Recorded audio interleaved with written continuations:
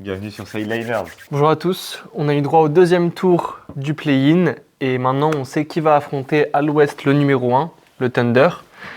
Et ça va être nos amis de Phoenix. Voilà. Les Suns, du coup, qui finissent 8e. Ils avaient fini 7e en saison régulière. Ils ont perdu le premier match du play-in face aux Blazers. C'est pas ce qu'on avait prédit. On avait prédit qu'ils allaient le gagner. Et on avait prédit que les Clippers allaient battre les Warriors, puis les Blazers.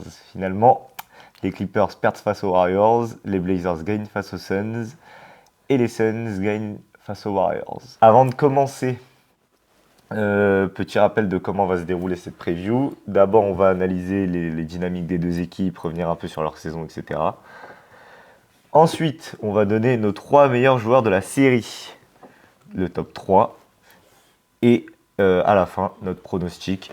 Et évidemment, écoutez-nous à moitié, on a 50% du temps raison. Comme notamment avec le classement qu'on avait pour ces deux équipes au début de saison. On voyait le Thunder premier, ils ont fini premier. On voyait les Suns hors play-in. Ouais, 11e, 13e, comme ça. Et ils ont fini en play-off. Non mais bravo, bravo à eux. On n'était peut-être pas si convaincus en fait des trades qui ont pu être faits, de l'arrivée de Jalen Green, du départ de KD. On pensait qu'il y aurait peut-être besoin de plus de temps d'adaptation. Surtout que Jalen Green en plus a été blessé une grande partie de la saison. Vraiment les 3/4 de la saison, si ce n'est plus. Qui a lâché d'ailleurs une grosse performance contre les Warriors pour se qualifier en playoff cette nuit.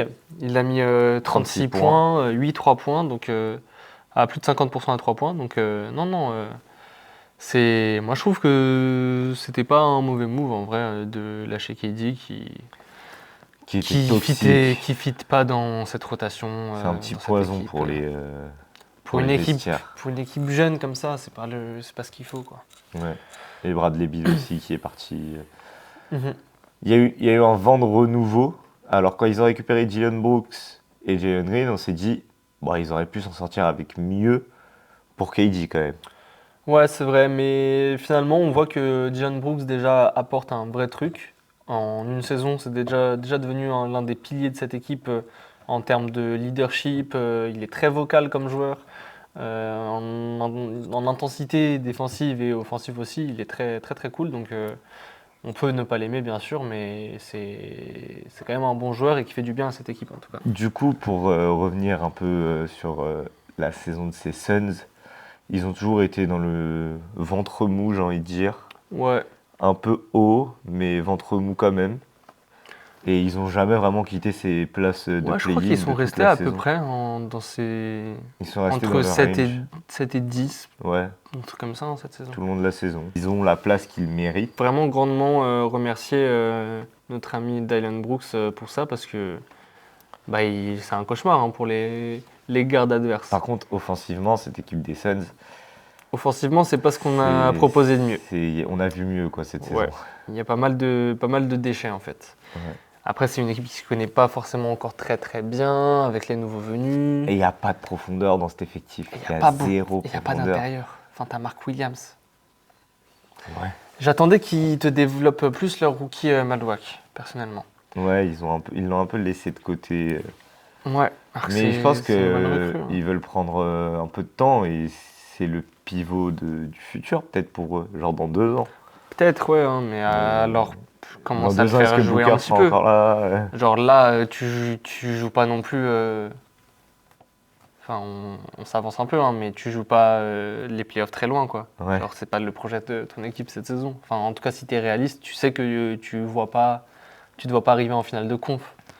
Donc, quitte à pas être une équipe excellente, au moins essaie de former des joueurs et du coup leur donner du temps de jeu pour qu'ils apprennent, quoi. Genre. Tu veux qu'on parle un petit peu de la dynamique d'OKC ou c'est pas la peine? On peut, parce qu'il y a des choses à redire quand même sur cette équipe du Thunder, qui du coup finit premier comme on l'avait prédit. Le début de saison de cette équipe du Thunder, on se demandait s'ils n'allaient pas battre le record du. On se demandait s'ils allaient s'arrêter un jour. Ouais, on se demandait si un jour ils allaient perdre un match. Ils étaient trop dominants et sans Jalen Williams. Ah, mais c'était fou. C'était vraiment une partie de la saison où t'avais l'impression d'être dans un petit rêve, genre, tu croyais pas Et surtout vraiment. qui est, genre. Vraiment, genre. Ils enchaînaient les victoires avec une facilité déconcertante. Vraiment, on était en mode. C'est pas normal, c'est fait exprès, c'est qui en face? C'est des vraies équipes, genre. Jusqu'à ce qu'ils ont rencontré Victor Wembanyama. Voilà.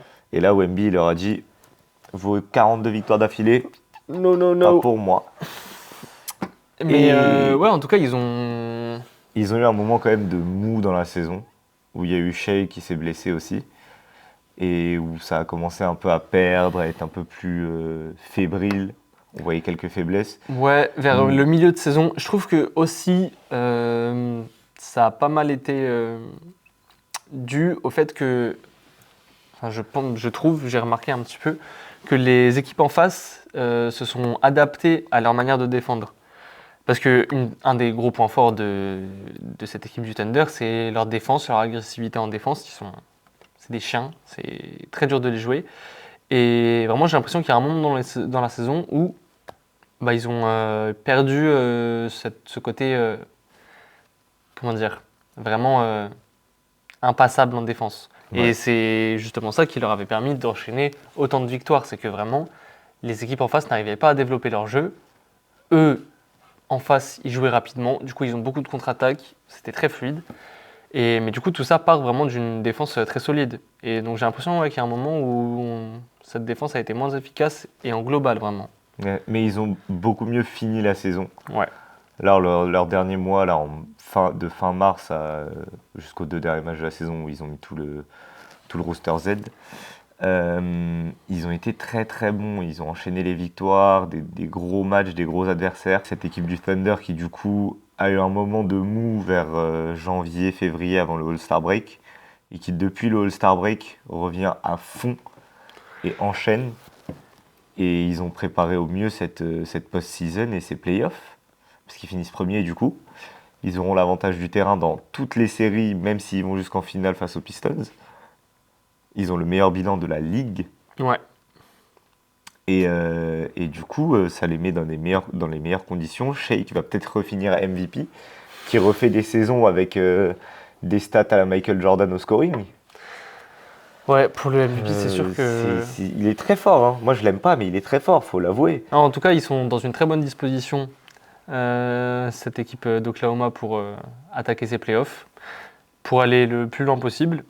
Et bah, pour ce premier tour, directement, je vais te demander qui tu vois vraiment en termes de leader, en termes de joueurs. C'est quoi ton top 3 de joueurs sur cette série? Numéro 1, Alex Caruso. Shai Gilgeous-Alexander, j'ai même pas besoin de dire pourquoi. Qui va défendre sur lui? Non, Dylan mais Brooks. qui? Vas-y. En vrai, si Dylan Brooks, il va sûrement le faire chier, mais ce sera pas suffisant. Qui défend sur Shai? Parce qu'en fait, même si tu défends très bien, enfin, je vais pas parler du foul baiting, hein, mais il va provoquer des fautes, il va trouver des moyens de. Il va aller te gratter ses fautes et il a bien raison. Il va gratter ses fautes, c'est tout. Si les arbitres sifflent, Je sais pas ce que je cherche à dire, hein, juste il va gratter ses fautes. Hein. si les arbitres sifflent, il a raison de continuer de jouer comme ça. Ah oui, oui. 1, SGA. Mhm. Numéro 2, Chet Holmgren, il peut tellement faire mal à cette raquette. Ça, c'est vrai qu'il peut faire très très mal.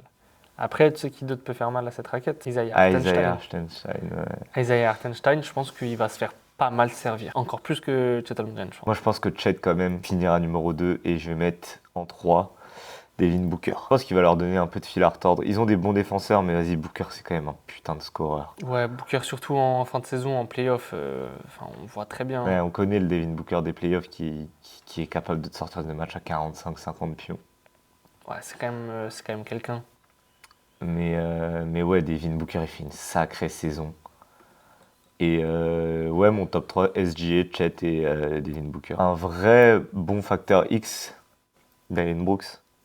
Je pense que. S'il commence à bien complètement défendre et d'accord. à rentrer ses 3 points, Dans le même ça genre, peut, en ça fait. peut être plus chiant déjà pour ces Thunder. Ouais, dans le même genre en termes de facteur X et dans le même genre de joueur, je pense que Lou Dort peut être un sacré.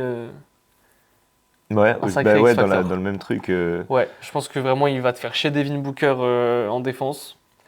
il va te faire chier. Ouais, en plus, il casse la tête. Il fait des fautes chiantes et il tout. trash talk et tout. Ouais, il te rentre dans la tête. Il plante. En plus, il plante des 3. C'est un petit. Moi, je veux qu'à un moment, Petit 3&D. il y a il y a un 1v1 Dylan Brooks Lou Dort. Ah, je te jure. Genre en mode, les deux, ils défendent sur chacun. Et personne marque, juste Ouais. brique sur brique. Mais du coup, ton top 3. Mon top 3 à moi, je vais mettre bien sûr celui que je pense qui aura le MVP cette année, même si j'ai pas envie. Shai Gilgeous-Alexander, je pense que ça va être le meilleur joueur de cette série et de loin. Ensuite, j'ai envie de mettre Devin Booker parce que je pense qu'il va quand même rentrer pas mal dans cette équipe, leur mettre pas mal de points et en tout cas que ça va être la menace prioritaire en face, qu'ils vont vraiment pas lâcher. Et peut-être justement qu'il va pas faire des gros matchs, hein. Peut-être qu'on va vraiment réussir à le lock, mais rien que ça, le fait de déployer beaucoup de moyens dans le fait de contenir Devin Booker, ça va prouver que c'est un joueur dangereux, quoi. Et troisième, je vais mettre Isaiah Hartenstein. Parce que je comprends ton choix de Chet Holmgren, mais je pense que Isaiah, en fait, il a une plus grande présence dans la raquette. Chet, il stretch pas mal, il joue aussi extérieur, il shoot à 3, etc. Je pense que ce qui va vraiment faire mal à cette équipe des Suns, c'est se faire marteler à l'intérieur. Mark Williams, il va en chier. Ouais. Ah gros, Hartenstein, c'est un beau bébé quand même. Du coup, Shai, Booker, Hartenstein, c'est mon top 3. Maintenant, te demander, on passe au dernier segment de cette vidéo, de cette preview, de cette dernière preview du premier round des playoffs 2026. Je veux ton pronostic sur cette série. Thunder l'emporte 4-1. Je réfléchis du coup à celle qu'on a fait juste avant de Pistons contre Magic. Et en fait, je vois plus en effet le Magic arriver à prendre 2 wins aux Pistons que les Suns en prendre 2 à Oklahoma. Enfin, c'est un peu pareil en vrai dans le sens où les Suns, évidemment qu'ils ont la capacité de gagner des matchs en playoff. En vrai, c'est une bonne équipe et qui pourrait gagner plus d'un match dans une série. Mais c'est juste qu'en face là, t'as le Thunder, quoi. Ouais, c'est ça, c'est que c'est tellement profond ce Thunder. T'as même 2 blessés là dans l'équipe, tu t'en rendras même pas compte. Et un peu dans la même veine que l'opposition d'avant, le Thunder, ils sont 2e en defensive rating. C'est vraiment... Et les Suns qui sont 28e en offensive rating. C'est rendez-vous compte. Hein. Donc je pense qu'il y a un match où Booker va être fou. Jalen Green aussi va être fou. En fait, moi je pense que vraiment, prenez-moi pour un fou, mais je pense vraiment que Devin Booker, il peut mettre 35 points par nuit, qui vont quand même manger leur 4-1. Non, moi je suis d'accord. Je pense qu'ils arrivent quand même à en prendre un, mais je serais pas étonné s'ils en prennent 0. Ouais, je te suis sur le 4-1. En fait, c'est vraiment juste cette équipe qui est efficace sur les deux côtés du terrain. Ils sont 5e en offensive rating, 2e en defensive rating. En défense, ils te laissent pas respirer. Et en attaque non plus. Et les Suns, c'est pas non plus une équipe qui est hyper efficace en attaque. Et puis cette série... Ils ont des bons joueurs offensifs, mais en termes de collectif, ils ont pas mal de déchets. Ouais, mais puis cette série, elle va quand même se jouer sur le banc, quoi. Ouais. Oh, la profondeur de banc du Thunder, ça va tellement Tu faire vas du le mal aux sentir Suns. tout de suite, là. Fin de deuxième quart-temps, quand ils vont te sortir un peu 2-3 minutes Booker, Green pour souffler. Tu vas te faire enchaîner. Ils peuvent littéralement faire jouer 12 joueurs sur ces playoffs. Et ils auraient tous le niveau d'être dans le 5 d'une autre équipe en NBA. On est d'accord sur le pronostic 4-1 Thunder. On est d'accord, 4-1 Thunder face à ces Suns. On a terminé cette série de previews sur le premier round des playoffs toutes 2026. Les previews du premier tour. On a réussi à les caler. Pour vous, la vidéo sortira le dimanche après-midi, juste avant les matchs du soir. Les playoffs ont déjà commencé d'ici là.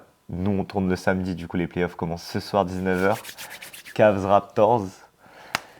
Et même dimanche, là, il y a des bons petits matchs, du coup, qui s'annoncent. Ah bah ouais, du coup. Hein. Ouais. Il y a les Celtics qui commencent dès 19h, je crois, demain. Oh là. La prochaine vidéo de nous que vous verrez, on sera dans un décor un petit peu différent. Sur un autre petit setup, quoi. Et ouais, on essaiera de faire des vidéos encore pendant ce premier tour, je pense. Ouais. peut-être milieu du premier tour pour voir un peu où on en est en termes d'avancée des matchs et tout. Faire un petit récap de ce qui se passe. Ouais. Et ensuite, on se verra pour les previews du second tour. Hein. Sur ce, on vous dit à très très vite. Portez-vous soir, bien. Soyez devant la télé dès 19h. On a la chance d'avoir des matchs de play-off à Euro européenne. Faut en profiter. Portez-vous bien. Ciao.